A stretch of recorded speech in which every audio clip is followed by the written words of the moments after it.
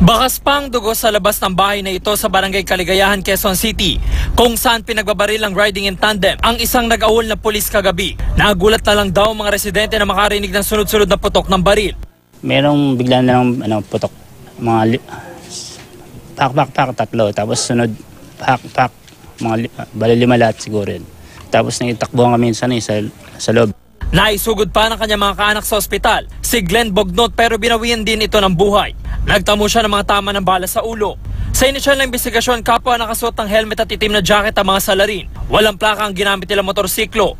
Itong victim natin is nagpapahinga dun sa harap ng bahay niya, parang nagpapahangin lang. May dumating pong 2 tao na allegedly nakamotor at tinanong siya kung siya ba si Glenn. Nung sinabi niyang, opo, ako po si Glenn, yun na, pinagbabaril na siya. Taong 2016 na mag-awol si Bognot. Nakatalaga siya noon sa anti-carnapping unit ng QCPD. Iniimbestigahan pa ng Fairview Police Station ang posibleng motibo sa krimen. James Agustin, GMA News.